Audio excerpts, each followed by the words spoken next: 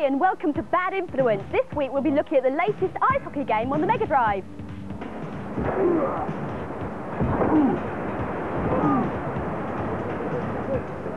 And now I'll be reporting from California, where NASA scientists are discovering what it would be like to fly around on other planets.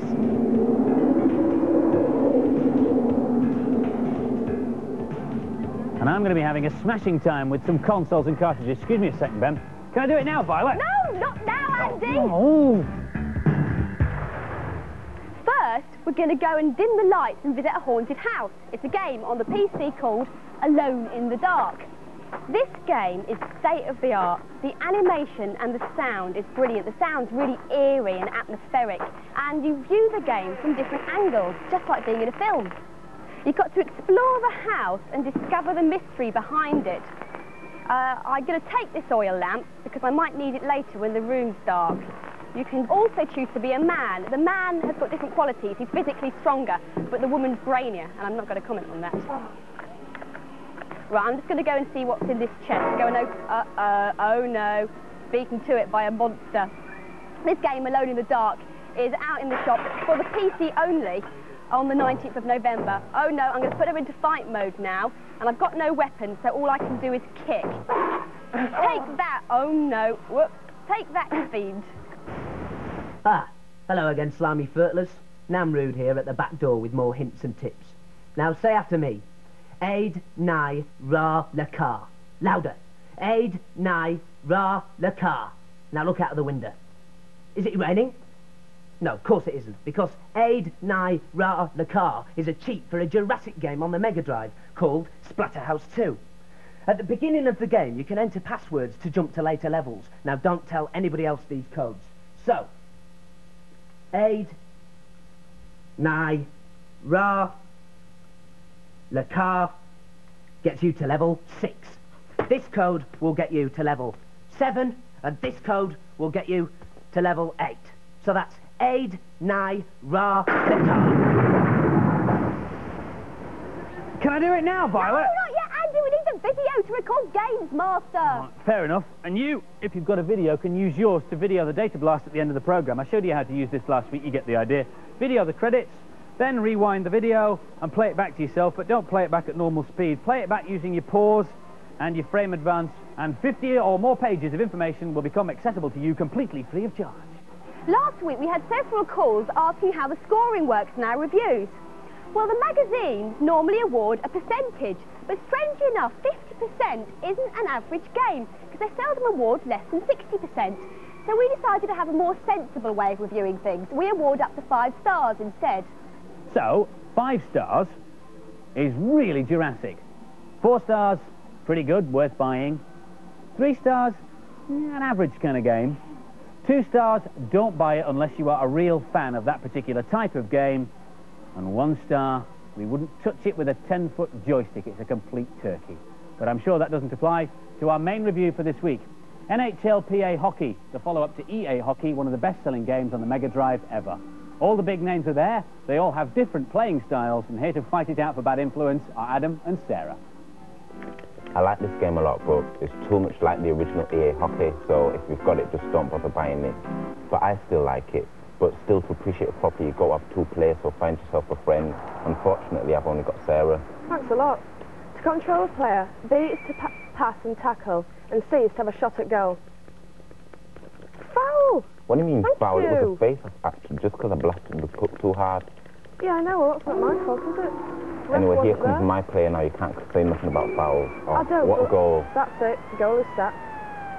One of the problems in this game is you can't see where the puck is because it matches the boots. So that's a problem if you got bad eyesight or something.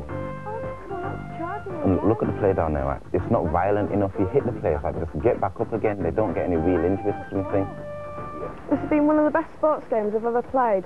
I've always wanted to go at ice hockey, but I think I enjoyed it a bit better than Adam, being as I am better than him. Yeah, sure you are, I believe you. It's a good-looking game. I really like the feel of the ice. I'd probably buy this one. It looks good, but it's quite confusing. I can't see the ball sometimes. This game is excellent. It's very playable. I would definitely buy it. And so the final scores for NHLPA hockey, the boys gave it 4 out of 5, and the girls gave it 4 out of 5. Excellent scores.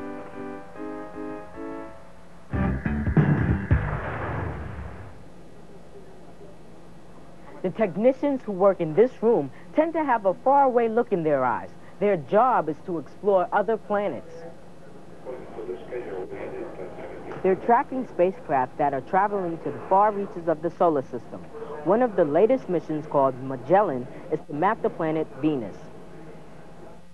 Venus is the next planet in towards the sun.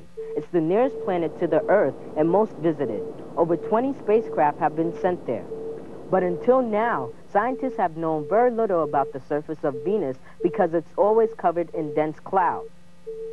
The Magellan spacecraft has special radar that can see through the clouds and send back information about the surface. And this is what it sent back. Page after page of computer data. Some of it can be converted into photographs, some into information about the heights of the hills and valleys. But here at the Jet Propulsion Laboratory, right outside Los Angeles, they can use very powerful computers to change this into this. Our goal is to create flyovers over the surfaces of the planets. We start with products somewhat like this. These are 2 orbits taken by the Magellan spacecraft as it orbits around the planet Venus.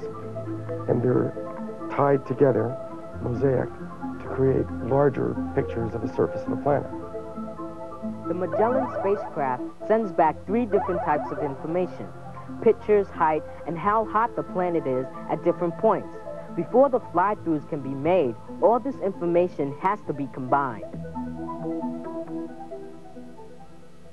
This is the computer software we use to design the movies. We choose keyframes and generate from those the flight path by flying through each keyframe in sequence. Here is one keyframe, and it's chosen by telling the computer where to be and where to look. This is the camera position here in the horizontal view. You have the direction of look here and the extent of the field of view being the green lines. This is the side view, the vertical view, and you can see this red line is the height information, a profile of the height information along the direction of look. We're looking here up a valley at the volcano, and so you can see the volcano here, here, and this brightening in the height information. So this would be one keyframe.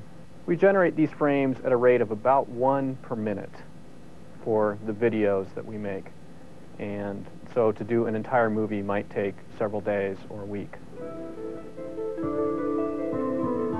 The team tried out the technique in a more down-to-earth way. They used satellite pictures of California and height data from ordinary maps. The result took the computer 5 continuous days to produce, and this round feature is the famous Rose Bowl.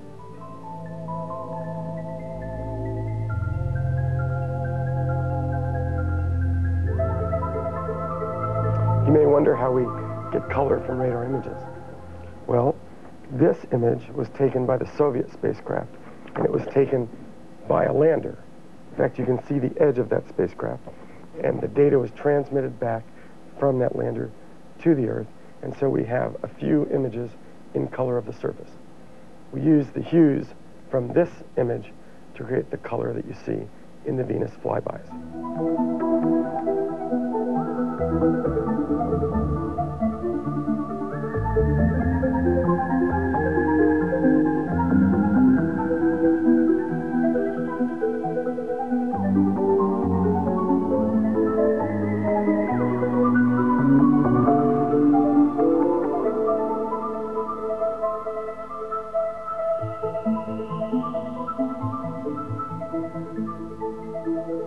This is my souvenir. It's a postcard of Venus as you'll never see it, without its clouds. The latest rocket is carrying the Mars Observer spacecraft, and they should be getting photos from Mars in about 1994.